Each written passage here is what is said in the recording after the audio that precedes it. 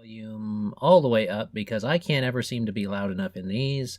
I will turn y'all's volume up to a moderate amount. And, greetings and salutations, travelers. Welcome back to the Inn of Planar Crossroads. And we are going to be starting off with our usual disclaimer. This is an adult podcast that sometimes features adults, that sometimes use adult language. You have been warned. Am I allowed to unmute? I hope so. I just did. You can unmute for thanks, Dad. Okay, Pathfather has spoken. So we're going to try to have better mic etiquette because the past two ones there was a lot of mic stuff going on. So you can tell us in the comments below if we've done better with our mic etiquette. Aside from that, the session that we're in is obvious to you. We have it on the screen, and every time I need to change that episode thing. I need to do that before we start. I'll do that right now while we're doing announcements. But we are on episode 5, and episode 5 sees our heroes back in the battle, which we will come into in a moment, versus these giants that they have been facing. They seem to have kind of turned the tides a little bit. We'll see how that goes. They were able to take down the dragon. Before we roll into that, we do have an announcement or two. We're getting close to 500 subscribers. We got a high enough subscriber count where I actually got to get us our actual YouTube link. You know, usually when you have a YouTube link and you start a new YouTube channel, unless you get close to 500 subscribers, you don't get your own individualized link yet. Well, now you do, because you can find us at YouTube/C/The Inn of Planar Crossroads. Ha ha. So that's something new that has happened.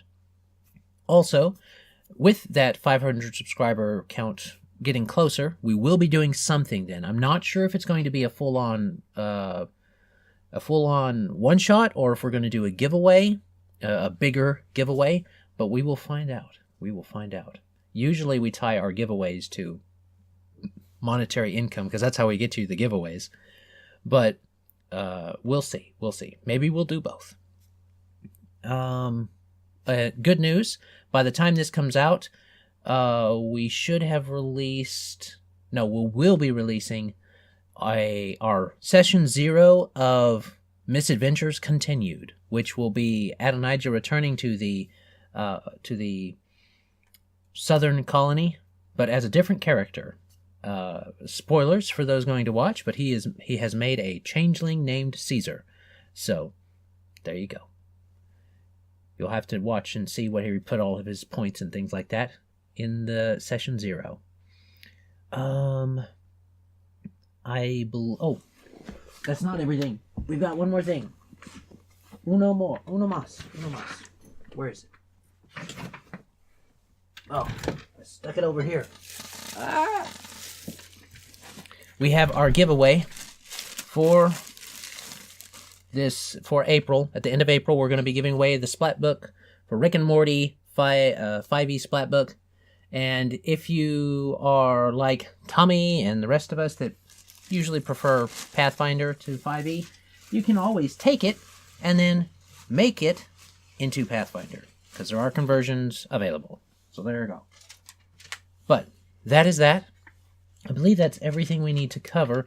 Tommy, do you have any announcements that people need to know about? I do not. I am actually, as y'all probably know, if you've been watching, my computer pooped its pants earlier. So I have this sheet, and I have my actual sheet that I was able to recover. And I'm like the first player in the initiative who's not down from the sky. So I am very fastly trying to put everything back together. All fun. But yeah, no, I think you said everything that needs to be said. Time for fighting. Okay. So, let's get back in the game. And as we said, when last we left our heroes, they found themselves in quite a predicament. The giants had apparently been expecting them just as much as they were expecting the giants. So, much stuff happened. The dragon in the sky was felled. The darkness area was fixed by our shaman. And we almost lost a sneaky archer man, but he's not lost because some nasty crit fails from a bear and the bear's buddy. So, we will see how all of this progresses as we find ourselves back in the game. Now, some housekeeping before we begin. This darkness that is there, you guys do see that. Alex, can they see through this wall of thorns, or is it obscuring? Ooh. Yeah, yes, let's see here. That's actually a really good question. I mean, it should be cover at least. And all the wall spells have like 20 paragraphs of this is what it does. Yeah, I don't see in here that it blocks line of sight, but it's so thick that it takes several minutes just to cut into it. Oh, okay. I see. I can't imagine you can really see through it. No. Yeah. You definitely can't fire through it. Mm-hmm. Though I suppose it does come up that like if a stone giant is 12 feet tall, right, but still technically occupying where it could over. Yeah, just like his chin up, so we can just see a bunch of real pissed off gray heads, just like. Ooh, I'm so mad at you. Spell doesn't actually say, but I would assume that it would be blocking. You assume basically what's happened is Boldrago has made a hedge maze, just less maze, right? You can't see through that. So it's about 10 feet high then, is what we're saying? Yeah, I think they're 10 foot by 10 foot. 10 by 10 by 5 blocks, yeah. All right then. So that means... now we all go look at the stone giant, and we see if they're 12 foot tall or not. They are. I know they are. Ooh, that means I need to bring up my oh yeah, 10 by 10 by 5. All right. So, start that real quick for sound. And I'm going to go ahead and pull up my archives of Nethys for the baddies. But also, it's the bear's turn. It's supposed to be the bear's turn, but we're going to take a small, quick turn in the round to go to Jason and what Kellery is doing. So, what is Kellery doing? The scariest question you've ever asked, because I know Jason. Well, okay. We discussed I was going to set up at the glassworks, because that gives me a good amount of room to work in, and glassworks always have large piles of broken glass, which is a good thing to have when you're trying to hurt people. Also looking to make I'm looking to make Molotov cocktails, not alchemist fire, Molotov cocktails. So that's oil, high-proof spirits, and an igniter in a shatterable vessel. And that should just be a matter of pouring. And I'm also looking for any natural or synthetic poisons that are easy to concentrate, so I can make several doses before they get back. Okay. So on the Molotov cocktail thing, you could probably do it. Amiko is willing to donate some of her high-proof spirits to protect the town. A couple of the other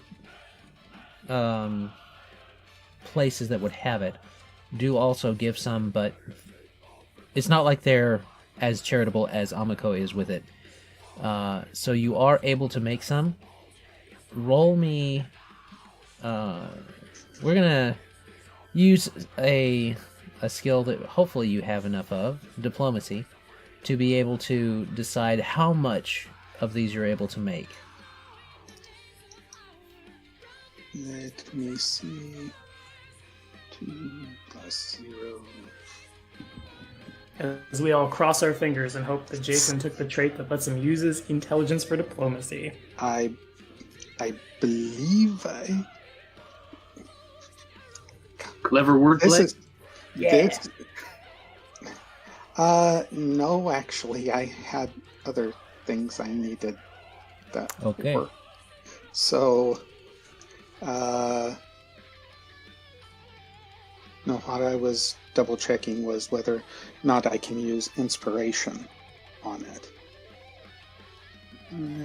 That is a skill check. I'm pretty sure that's what Yes. inspiration does. On craft checks? On It's not No, a no. craft check. It's technically a On the- diplomacy check. No, not unless you have expanded inspiration, I think. Which I'm actually playing an investigator in a person game. I do.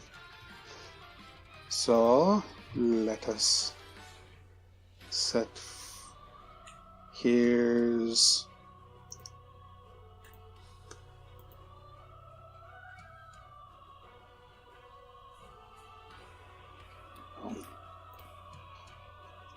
Okay. Here's the roll, and here's the inspiration. Okay. So 20. All right then. So that's not bad. You do get they're not super difficult to persuade. Amiko donates her own, and she kind of gets the idea of what you're doing, so she starts to make up a batch for her. Let me see. It's going to be lamp oil, maybe a quarter to a half cup of spirits in a breakable container. Okay, And, that'll work. And you wrap a rag around it that's been soaked in oil so it can be ignited and thrown. Or I do have a secondary way to set it off. Fair enough. So, as far as the Molotov cocktails go, you are able to compose some. Amiko has made up. Let me see. Kane would know this. How many bottles usually come in a case, Kane? 6. Using that real world knowledge in Pathfinder again. Well, I was going to say 12. I always buy beer in 12s when I'm buying them in bottles. I mean, hard liquor. Oh, hard liquor, 12. 12. Okay. So Unless you're buying really expensive scotch. no, they're not doing the expensive stuff to blow up, just the proofy stuff. So, Amiko makes up about 2 cases that she's got. Cool. Because you kind of show her, she kind of gets the idea, and you show her how everything's going with that. You are able to get, with your 20, about 2 cases, yeah? And that's for you and all the defense of what you want to do. And Yeah. For the poison, it's going to be a little different, because poisons usually have to brew a little bit to get good and potent. And anybody in town that has a poison, it isn't very apt to be like, yeah, I've got a poison. So there is that. Okay. If I make a... Okay.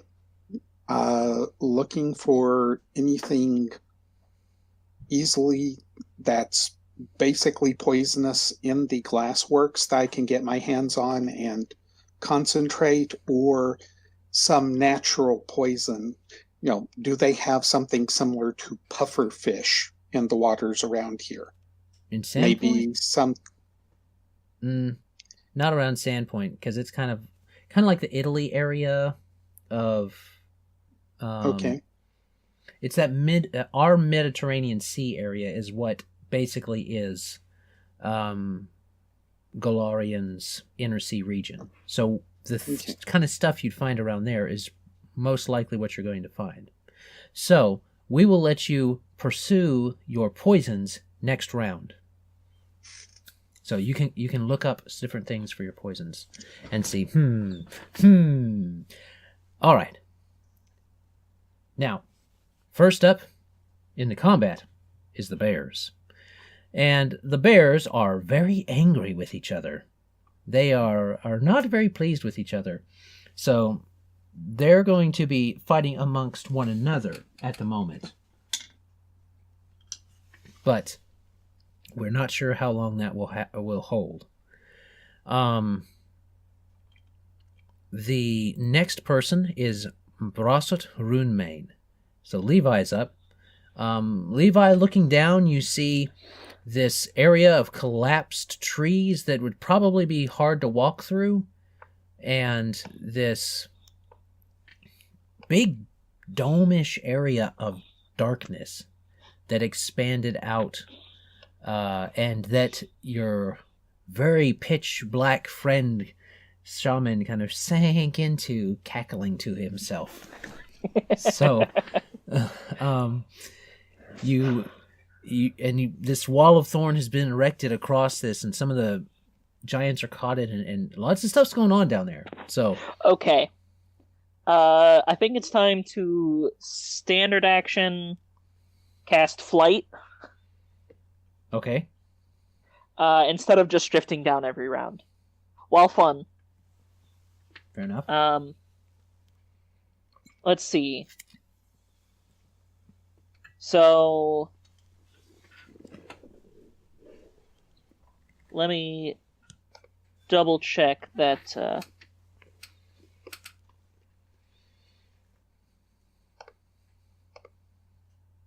just double checking the movement speed that flight 60. gives 60 foot. Yep, which would then be 120 because you move double when you do this. That is fair. Okay, I could move very far in one move action. So nice. I think it'd be fair enough to move about there. Okay, are you descending at the same time, or are you kind of staying? I will be descending, because I was still pretty high up. Okay. Fair enough.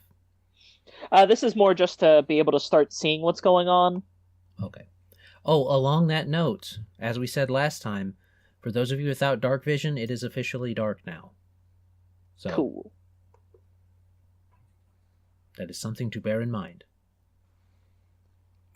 Next, Skoros and his familiar. So, His animal companion. animal companion. Yeah. Was there not a standard? Oh, he has fly. Yeah, fair enough. Okay, so I'm probably correct to assume that if I want to punch a stone giant who is inside a wall of thorns, I am going through the wall of thorns and will poke myself up, right? You can be right here. No, I mean like my hand will enter the wall of thorns, and so I will take damage equal to my AC minus. I'm not sure though. Nah, if you're just standing adjacent. So I can attack into it. Technically, yes. Yeah. Okay. So green dot is still, because my token's not on the board. Green dot is still Hey, Skoros. I Skoros tried to will- give you control. It didn't work. We're going to have to work that out. Weird. I'll 5-foot step back here and then drink that potion of displacement. And we'll take a Communal dark vision. I have half health. No. I need a 50% mischance right now. And I need the ruler. I'm not sure if my falcon is okay. Can we set to Pathfinder diagonals? I'm not sure if this is 15 feet or not. I fixed it. Oh, neat. Fair enough. Okay, I see. So then it's a. I'm not really happy about it, but I guess it's just a 5-foot step here. Yeah. And that will be all. Okie dokie. I Playing know, it, right? but So boring. not nearly as reckless as teleporting into the sky, but Yeah, okie dokie. that phase of the plan is over. Now I have to survive this part until Brasut gets down here and can get Egor and I enough control magic to where we're only fighting a couple of these dudes at the time, or teleport out. Fair enough. All right. Ross, it is now Williams. It is now Wilton's turn, and he is in complete darkness. He's within the ball of darkness from what I'm seeing. So there's deeper darkness So just to correct me, what that one circle is just deeper darkness all around, right? The one circle, it's all deeper darkness. The only Okay. reason it's that is because we miscalculated. That little circle. Pay no attention to the little circle. Okay. Well, I don't really have much to do other than just kind of mutter and curse to myself in Orcish, because I did do some rebuilding between this session and last, and I did properly actually... I made a character, not just a concept, between now and then. Fair enough. And I'm going to quickly cast Fly upon myself. And then as a swift action, I'm going to use Spell Recall to just keep that spell basically prepared. Just take the points out of my arcane pool. Okay. And then I would like to fly up into the air 60 feet just to try and get out of this darkness so I could see what actually is going on. I believe that will get him out of the darkness, correct, Alex? Yeah. I'm already on the outer edge of the radius, and I'm going up, you know? But if It's like he's flying up, he has to fly up at half speed. Oh, yeah. That's true. And then there's So- also the issue of the acrobatics check or fly check now. I don't know. If you're going straight up, I don't think an acrobatics would be super necessary. Tree branches. Fair. I mean, I can roll acrobatics if that's needed. You go ahead and roll it would technically be a fly check. So go ahead Fly. and roll a fly check. This Which, is well, right, not didn't to take any- like further like anti-shoelace things, but now that he has a fly speed, he has a +8 on it, and I'm assuming his dex is higher than 2, so he can't fail. Assuming everything is even. I have a Yes. dex of 4, so yeah. Mm-hmm. As soon as you I just didn't put any ranks into fly because I was like, I'm not a flyer. I don't need this. Mm-hmm. No worries. It doesn't come up. It only comes up now because there are tree branches to avoid. Though it is not difficult. Or if you like get ascending hit at by a half rock speed. while you're flying or something. So you So, ascend, yeah. And make it. You go half speed. It kind of slopes down. You're 30 feet. So yeah, you pop out. You should pop out. At least your head for sure pops out. And you look, boop. And it's still dark, but it's not like deeper darkness. But it's dark now. Well, Night I has have fallen. dark vision, so I can see a bit, and I'm just gonna... Everything's black and white. Everything is black and white. It's like a cool noir movie. It makes me happy. Fair I enough. just need a fedora, cigar, just to kind of kick back my feet up on a desk. I can't really illustrate that with this webcam, but hey. Well, I mean, like a cool half-orc PI type of thing. You mean PA? PI, or private wait, no. investigator. Why am I... Okay, I'm gonna... All not right, a get public with. attorney. You got to stick I'm with gonna- your own thing here. I was going Yes, for I noir. know. All I right. don't know why. I'm gonna mute myself and let the next person go. Okay, next person. So the next person is actually the leader of the giants, and he steps forward as like, oh, there's thorns there. I did not see that because I was in deeper darkness. Now I must move away from the thorns. So that was, he was right here, I think. So 5, 10, grumble, grumble, grumble. 15, 20, 25, and 30. So he's going to make his way around. He, let me see. How close to the ground are you now, Brasut? Trying to... I'm trying to remember how far away was I when we ended last session. You had been falling for a little bit. Well, not falling, but feather falling. So you're Right. You're probably within, let me see, 100, maybe 200 feet. That It'd sounds be about fair right. to say, like, last round I was, like, 100 and... Like, somewhere in there, and I just went down another You haven't hit the ground yet. 50-ish. So, yeah. So You- I was between 100 and 200. I went down another, like, 50, roughly. Okay, so I was trying to make sure that you were close enough to hear a giant yelling. And you are now. You're not hundreds of feet in the air. So you hear the giant yell, and you understand it, but the others do not. He yells something along the lines of, "Around the thorns! Kill the ones by the dragon." Noted. And as such, the dragon's turn comes as well. Oh wait, he can double move. So he's going to do another 5, 10, 15, 20, 25, 30. Right there. Dragon's turn comes. The dragon is still heaving on the ground. And stuff like that. He jaw dislocated, doing nothing, and laying there. So that's what it's going to do. Next is the blue giants. They have taken damage. They have to move through difficult terrain, so that's half speed. Let me see. Difficult terrain. Yeah, it's still difficult terrain for the giants. So 5. That would actually be 10. 20, 30. Close enough to hit. And then a bunch of damage happens. Yeah. And then a bunch of damage happens. So, we come to see what... He could miss. No, not on me. I'm saying he took damage. He has moved through the Wall of Thorns. He was in the Wall of Thorns. Sorry. Yeah, he started in the Wall of Thorns, so he needs to take some... how much damage was that, Alex? For the Wall of Thorns? It depends what his AC is. It's like Oh, that's right. 25 minus his AC or some noise. 25 minus AC. Okay. That might not be right. I'm just throwing a number out Yeah, there. I'm gonna. Oh god, I have too many spells. You already Got them played high it. level full caster probs. Yeah.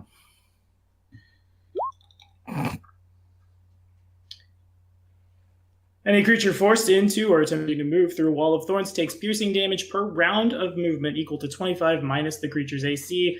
Dex and dodge bonus to AC do not count in this calculation. So it's flat-footed AC? Yeah, pretty much. Yeah. Okay.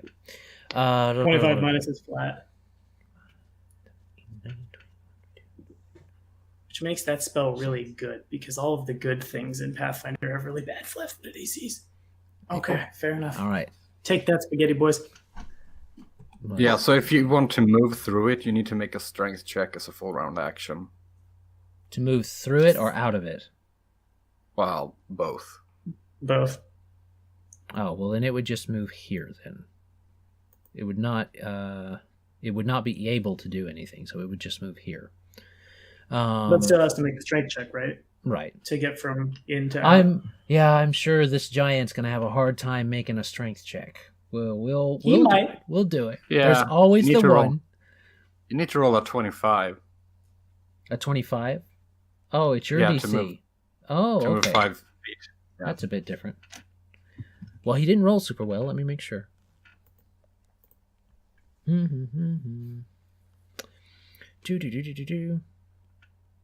He actually does not make it through. He is stuck there.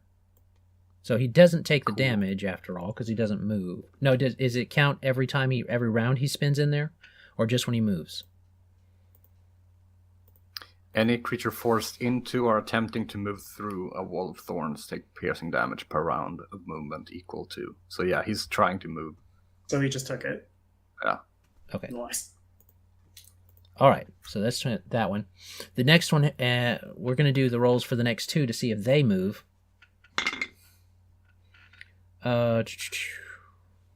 That one does. He's going to move forward.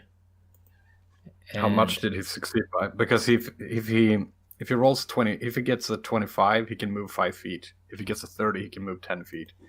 35, 15 feet. He did not get a 30. Yeah. So he only So moves he just to has get there. Yeah, he can go there. And still takes damage. All right, Paizo. This is a good spell. That's not a bad spell. Yeah, I didn't realize how much I liked Wall of Thorns until it was saving me from death. All right, this one's going to try and just back up 5 feet.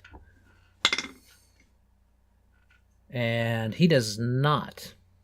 So he's stuck there. And he's going to take that 8 damage.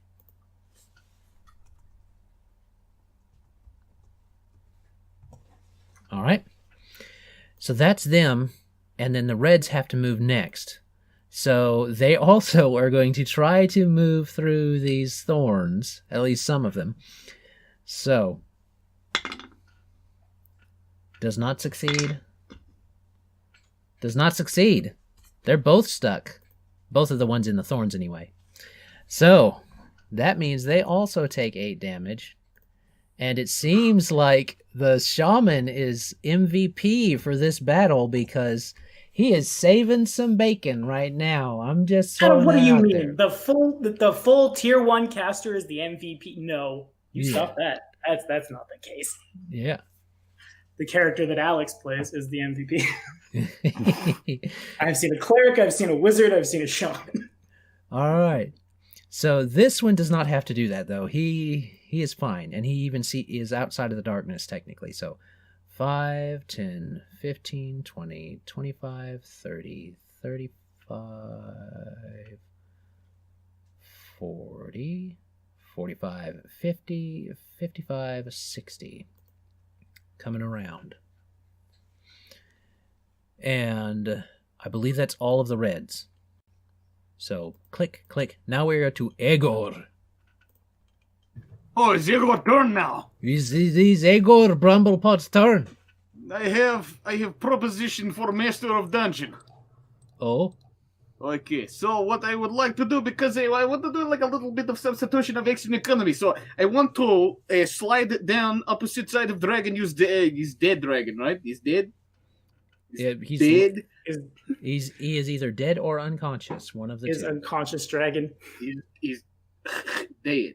I want to slide down fourth side of dragon and drop potion is move action, but it's very dark.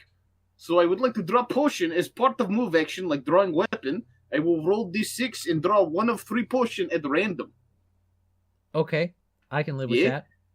And then, because normally when you upgrade how something works in the action economy as standard, becomes a movement. So it makes it seem like the movement either like it takes less time or requires less concentration.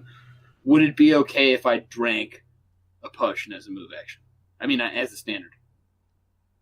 Yeah. Okay. So we roll dice. 1 is 2 is shield, 3 and 4 is enlarged person, and 5 and 6 is dark vision. Yeah! It's 2. Shield! I drink shield potion. Whoa. And what's really good is there's no sound effect when the magic happens like that, but he makes the sound effect. He goes glug glug. Yeah. Whoa. He feels it. He feels it in his bones. The magic. The whoa. I feel the whoa. Egor really likes dubstep, and he's just now telling us. Yes, I can feel my armor class increasing. Dubstep increases your armor class. Who knew it? Thanks, Skrillex. And back in town, as I feel that that infusion being used, I hear, why did I just hear, whoa. Whoa. My magic doesn't make that noise. Oh, it does now. Where did that come from? Hey, speaking of Egor, this giant here has to save against the summer rage power, right? Oh, he already failed it. He is fatigued. Oh, got it. Cool. Oh, I see that now. Yeah. He's like, From the scary mask. So I am. We'll call it here and say that I'm behind his body. technically it'd be right here. Yeah. Oh, okay. Yeah, that's good. That's fine. Okay. So you slide down the dragon's body and peer over its heaving chest to look and see the dark bubble as well as the head of a Boldrago pop up. It's really creepy too, because like you look at the top of the darkness bubble and you're like, what is that? And you see this smile just come up with eyes and it's like, who? But then Oh yeah, and that whole constellation of his face. there's this face in the darkness. But one it is more just question. Boldrago. Yes. Like Tommy asked before, my great axe is a flaming weapon. Does it or does it not shed light like a torch? There's also the issue of, I forget the percent. I think it's a real low percentage, but like there is a percentage of all magic items that like a +1 whatever puts off light, a la Sting. Basically. Yeah, I didn't see I couldn't find the table. I remember 30%. I once posted somewhere asking, why do drow use magic weapons? Wouldn't they blind themselves? And I was very ridiculed. But like some do. So, to answer your question, we can rule that a flaming weapon would put off light like that. That seems fair to me, and I believe we've done that in the past. So, Okay. yes, it does put off only as much as a torch, though. We'll make a note of that. Carrying a giant torch with him. In question, It's because really Magnus gnarly might looking use this. torch. Yeah. Same. Is that going to go the same for the shock enchantment, which does lightning damage instead of fire? I feel like that's a tracer round, right? It is technically going to put off light. If it invokes the magic, the light happens where the magic is evoked. So, if it expends the magic when it hits somebody, it will evoke on that point. No, I mean like the shock weapon enhancement, where it deals 1d6 points of electricity damage, all like the flaming enchantment. Yeah, but is it wreathed in crackling electricity? I mean, Basically, yeah. yeah. If Then that you- is the flavor, Yeah, I would figure. Yeah, just it's kind of. I mean it's I'm much just more because sporadic. shock is going to be something I'm probably going to use. I imagine frozen doesn't really put off light, but you know. No. I thought shock and flame mean putting off light made sense. yes. So Yeah, if with shock, kinda I'd does. say the question is it wreathed in lightning, or is it hits and calls lightning from the sky down? Okay. Right? A shock weapon is sheathed in crackling electricity. So, there you go. So the whole bow is just like, hopefully no one's epileptic in the party. Hopefully no one's you got like trying a to whole I'm not- story thing I'm not going on. enchanting my bow. Not yet. Well, He All wants to that do with an said- Arcana. I just have one. All the that Magus said, Arcana enchant weapons. we're just as a going to backup. Boldrago's turn. So, Boldrago. Smiling in the darkness, Boldrago. How about a second Yes. ball, Alex? What is your turn? Second. Can't have more walls. Not today. Not today. The earth be consumed, yeah. He's gonna cast Hungry Pit. Oh yeah. He's gonna cast Hungry Pit. Yeah. Okay. Why do I smell burning ogre? Yeah. Okay. He's gonna Where's the cast pit gonna be? Right there. Oh, sure he is. Okay. Yeah. So, what is the save? Is it It's, 25 like the rest? 21 reflex. All right. Well, giants have awesome reflex saves, So I've heard. So we're about to observe. but a 16 is not a 21. So the first one goes No. down. He is in the pit. Kaplunk. You guys can't see it very well because it's outside the torchlight, and if you don't have dark vision, you can't see it very well. So actually, most everybody can see it except for the halfling and the human. But this giant over here, his foot kind of gives way, and you hear him go, "Ah!" as this spiky sarlacc tendril basically comes up and drags him in. And this hungry pit starts to happen. Now we'll see if the other guy can roll any better. He rolled a little better. Let me make sure, because him's special. Oh. So, but not special enough. So, he falls down onto his buddy, causing... That's 100 feet drop. Oh, it's 100-foot drop. All right. Yeah. All No, right. It's how a much 50. longer? Roll the No. damage. Wait, no, it's not a 100-foot drop. It's only a 50-foot drop. on Presuming Hungry you're Pit? still a 10th level caster, because it's 10 feet per 2 caster levels. Thanks, Ross. You're welcome. All right. Well, we need that much dice rolled. Yeah, true. So Look, at this point, rule lawyering is one of the few things that's managed to keep me alive. I'm Same. gonna stick to it. Yeah. where did the Green Giants go? They didn't get a turn. Because knowing my luck, I'm gonna fall into that hole somehow. I'm flying Oh. like 30 feet above it, or something. They're supposed but I'm to still move gonna on. fall in. Okay, The Green Giants have gone to sell vegetables to the masses. The Green So they Giants are take- supposed to move on Tekka on the big guy's turn, so I'll have to move them in just a second. So how much damage?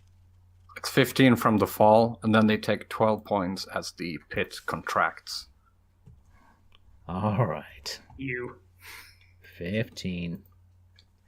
And we will So just there's remember. there's like a loud crunch sound as they fall down.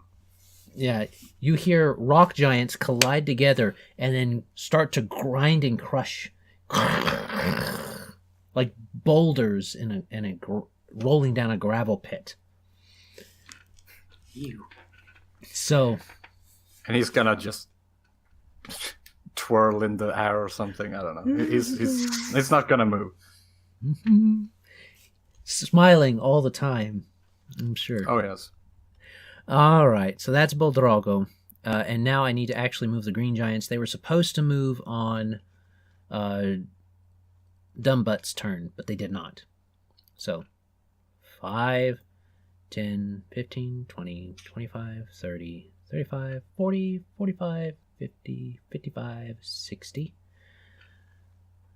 He was moving forward. Let's see which way he would go. 2, 3, 4. Oh, good for you guys. 5, 10. Oh no! He gets stuck. Oh yeah! Oh yeah! All right. So that's how much damage to start off with in the thorns? It's 25 minus whatever his AC is. Oh, still the same. So I think it was. Yeah, it's always the same. 1 at 8. Yep.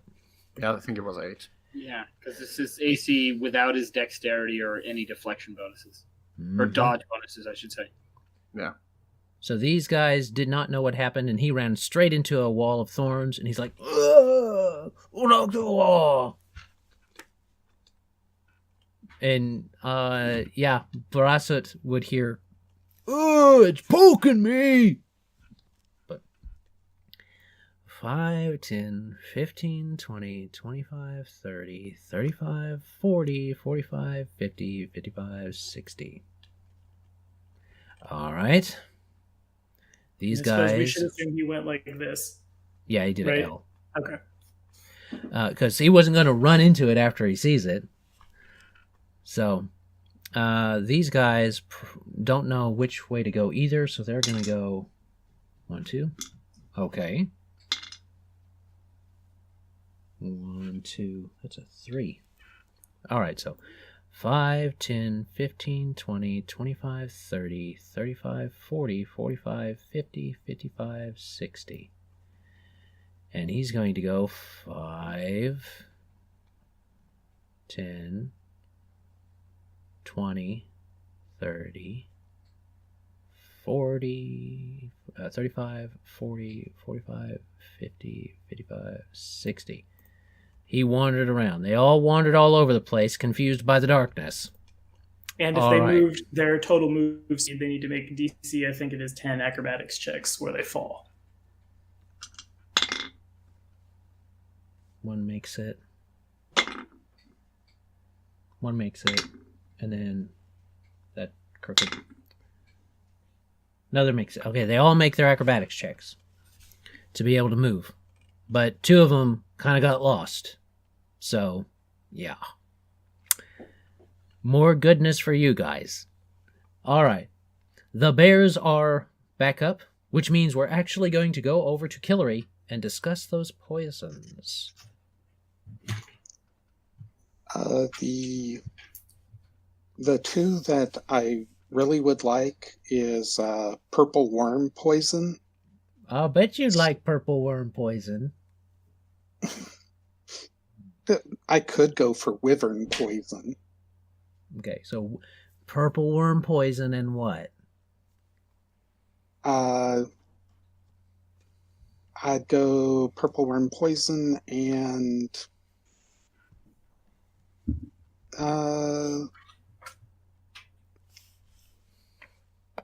let's call it Wolfsbane. Wolfsbane? Because Wolfsbane is local, or is likely to be local. Mm-hmm. Okie dokie. So, and it's something. Go ahead. I'm sorry. Wolfsbane isn't ingested. I wouldn't want that. Medium spider venom. I'm sorry. Medium spider venom. Okay. You roll me. Let me see. What would that be?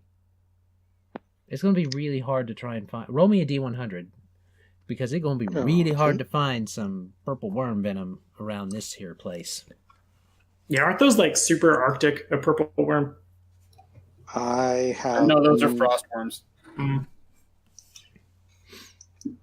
Purple worms would be in the mountains, the Dwarven Mountains. Yeah, because they're Darklands natives, I think.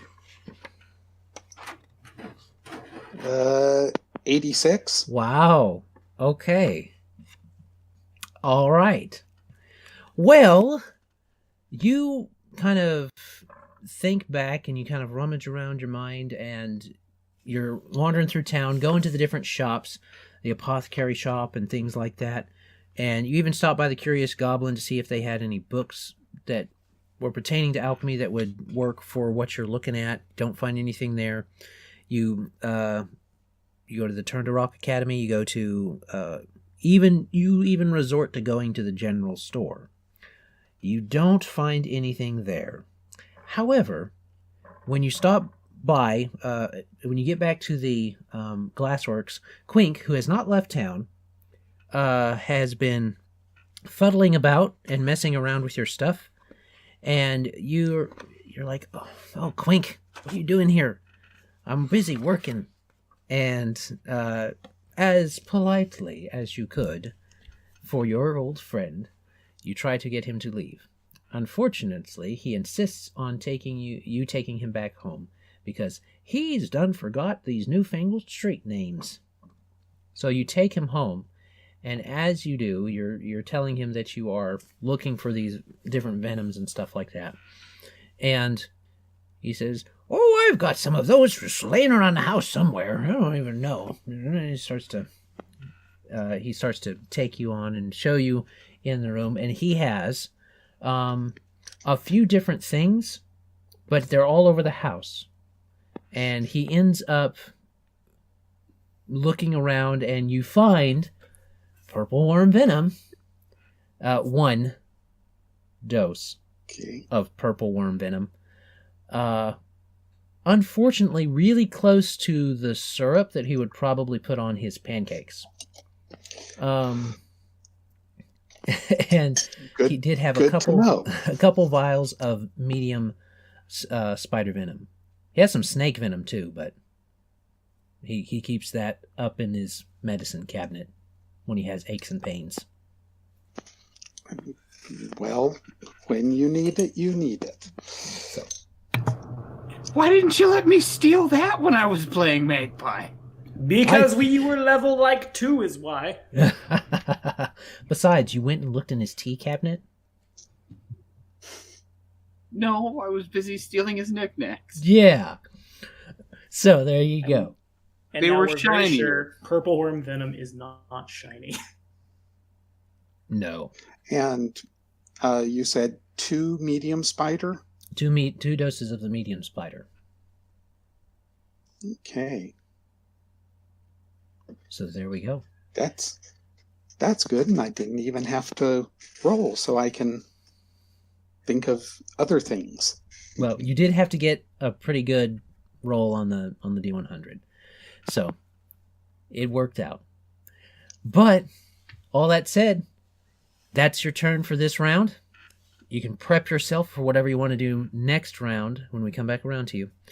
Next is actually the bears. So the bears, they have done their quarreling and are now on the hunt. So they are going to make perception checks. Not very good. All right.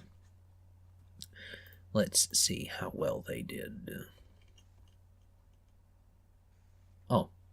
Well, fiddlesticks. I was calculating stuff off the wrong thing. So the giants didn't lose that much health, but it's no big deal. I was looking at the bears. So, anyway. In a world where all the monsters only have bear hit points. Wow, this encounter is not scary. So, all right. The bears, with their perception, are...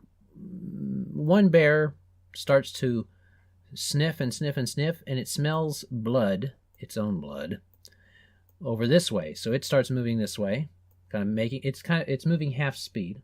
So it's 5, 10, 15, 20. Let me make sure.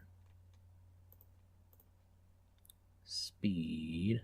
Oh, yeah, right about 20. It's sniffing out where its prey got off to. And this one, very apologetically, starts to wander behind it and look for their prey.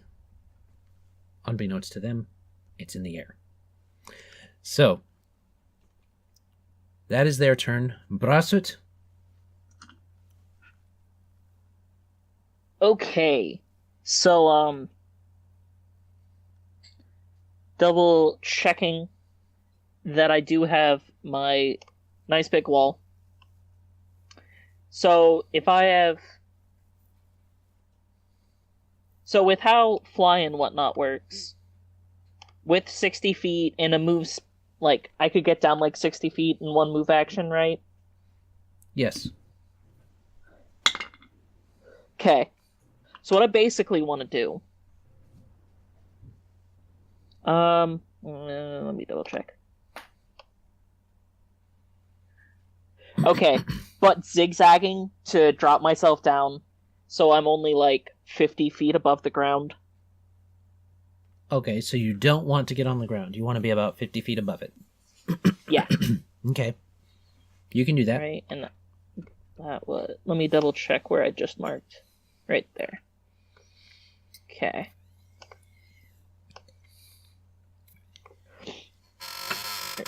Yeah. And then, I'm going to show you with the measuring thing. So, because, like, the wall of force isn't a thick thing, it's just like a plane, like a pane of force on the line between these, like, my square and the next one here. Okay. On that line, I want a wall about like that of force. Okay. But it's like right past the wall of thorns. So they can walk up into it, and then they get to this invisible wall that they can't break. Oh, so if they try to move forward, they get stuck and have to back up. And, yeah. Okay. And the nice thing is that it is invisible. I don't know if they'd have to roll a spellcraft to understand why all of a sudden they can't move past that point. That seems reasonable. Okay. Or some, maybe Knowledge Arcana or some... Well, I'm this is just me, but I feel like if they hit a wall and they're getting hurt, they will go back the other way as fast as possible to try to get away from that. So I got what you're saying. But that's not just these guys. But, like, there's also these guys. Right. Well, they're in a pit right now. But I understand I forgot about that. Oh, right, they're in a pit. I don't need to worry about them the same way. You don't have to. You can craft a lid. Oh my god. Shut up. Okay. I wasn't saying anything. Do it. I kept myself muted for all the records. So, I'm going to be slightly nicer than a lid. Or they die first. I'm going to be slightly nicer than a lid. Can we make the... Because I can shape the wall as I want that end tier to, like, wrap around this. Okay. So that way they can't get to the outside of it. It goes around the borders of the pit.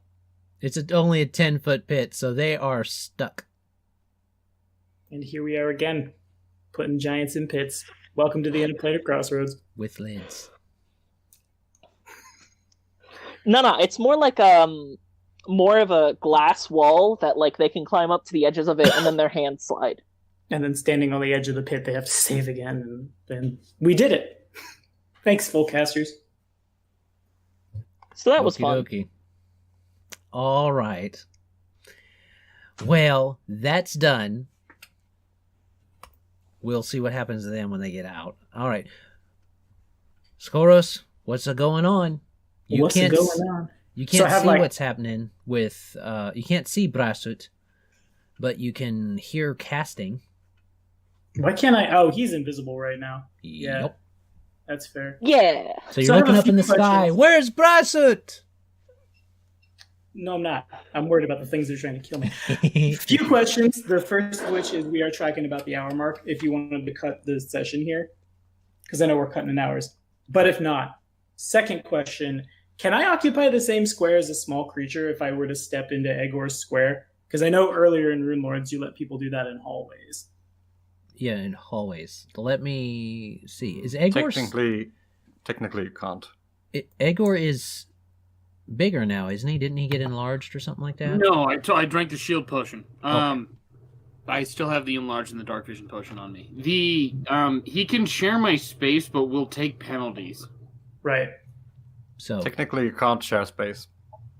You can squeeze through and stuff like that, but you can't share.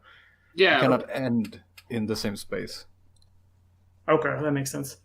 Okay, so then my next question then, if I can't do that, is this stone giant here, is he... I see two of his squares are in the wall, and then two of his squares are not. Is he capable of attacking from where he's at right now? He's fatigued. You can tell that he has been... He doesn't sweat like humans sweat, but you can tell that there's dust running down him to try and there's heat kind of rising off of him. Even in the darkness, it starts to distort some of the thorns. And I guess the question was, like, is enough of him bodily through the wall that he can swing at me? He technically is only half in the wall. So okay. He's fatigued, though, so he couldn't take his AOO, if I'm remembering fatigued right. Is that the case? Okay, fair enough. If that is the case, then as a free action, I will... The fourth use of martial flexibility, I will change... improved initiative to Throat Slicer, and Skoros is going to just reach down, grab the dragon by one of its horns, and like its twist. And I'm going to quickly coup de grace him, a rough look like. Okie dokie. As you reach down, his ready to action is provoked. Okay, I definitely thought we had said that he was dying. Well, I made it clear that he was either unconscious or dead. Okay, so he's unconscious? From your perspective. Okay. He was. Well, go ahead and do the thing then. Okay. So his prepared action was that he was pretending to be knocked out so that he could escape. That was his plan.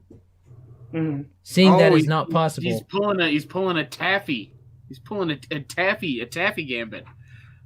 And seeing that that's not possible, as you reach down and grab his head, and as you do, you see his eyes pop open, and he's like...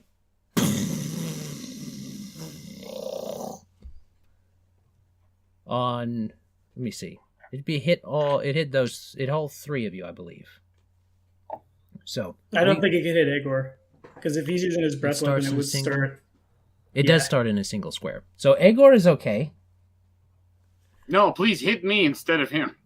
I have a good reflex save. But I'm the one with fire resistance. Oh, yeah, fair. That is a thing that you have. So, he's going to do that. The flame... I suppose my Falcon needs to save as well. Yes. Okay. It's not going to hit really anybody else. Where'd that go? Okay, there it is. You ready? Yes. Okay, Skoros has a 29. Skoros' Falcon has... Sorry, I have a new PDF reader that opens them in tabs. I'm not used to that yet. 11 plus something. And has evasion from being an animal companion. Okay. Grand total 22. Ooh, it barely makes it. So you both make it. You're going to take half. 5, 6, 7, 8, 9. That's 10. Oh.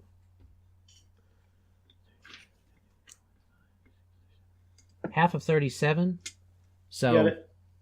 there you go. Just want to double check. I guess then my next question is, how many actions have I wasted? None. Technically, he is taking this at a last ditch effort.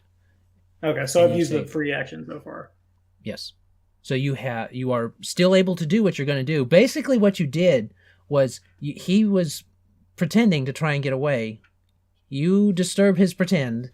He sprays at your face. It goes right past. It scorches. It gives you like this whole side of your head has no hair on it right now, and Okay. all of that happens. And then when the flames clear, you're just sitting there looking at him. Okay, hang on. I'm standing there. Did you not take any damage from that?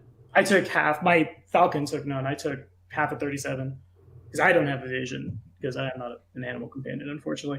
So then he is no longer coup de grace-able, so I guess I'll just... He is flat. He's technically prone on the ground. Right, but he's not unconscious or tied up or pinned. So You can't throat slicer him. right. So I'm just gonna commit to the full attack, I suppose. Okay. Going against his prone, we will do a punch-in. Skoros has gone from having sweet hair to having Skrillex hair in the span of 6 seconds, and I guess I'm not mad about it. Whatever, here we go. First two. Little asymmetric salt and pepper action going on. Yeah, exactly. Okie dokie. So first attack, he is prone. I have a +4 on it, so after that +4, it's a 32. That'll hit. And then Just go ahead and roll higher your on the damage for the first one. Oh, is he that bad? Okay, fair enough. I think I have a D10. Shoo-blam! 22 bludgeoning damage. You see him do that, and this is the only time you have seen a lizard this big. This is the only time you have also seen a lizard this big, with fear in its eyes, as he sees you still standing there.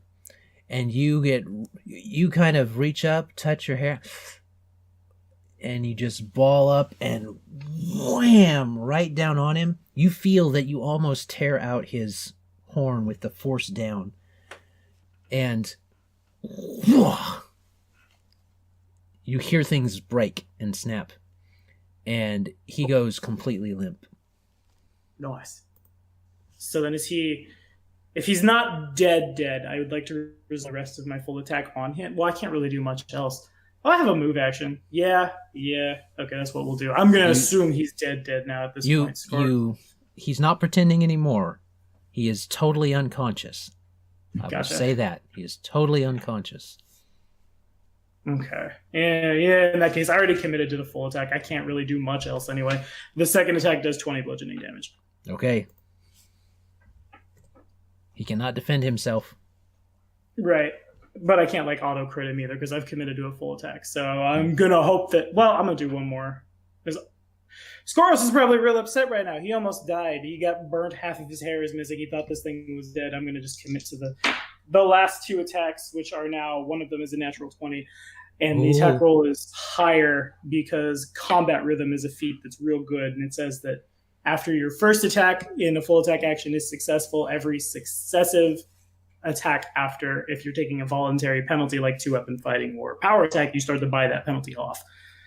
So a natural 20, and then the final attack is at 3 higher than I think it is on my sheet. So 24 against an unconscious thing. That'll hit.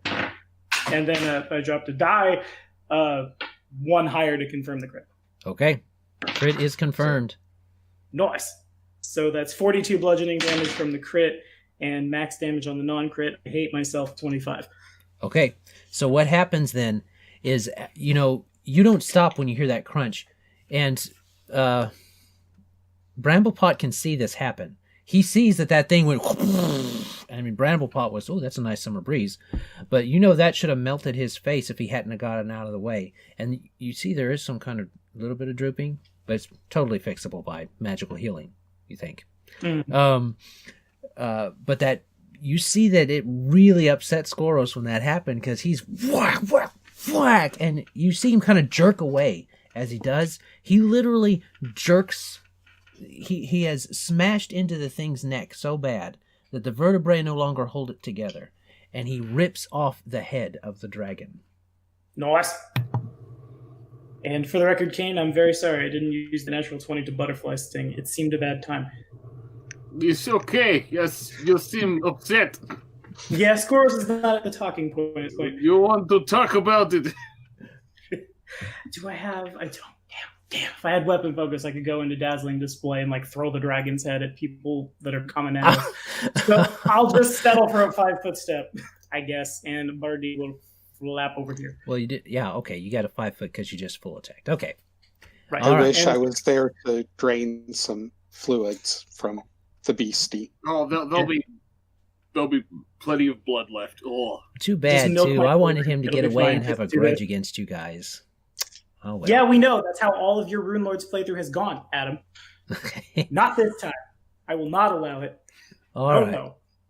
So, that means we're up to Ross.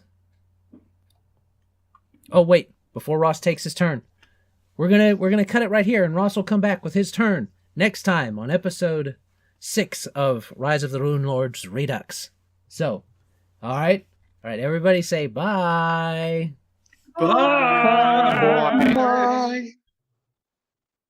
I don't like.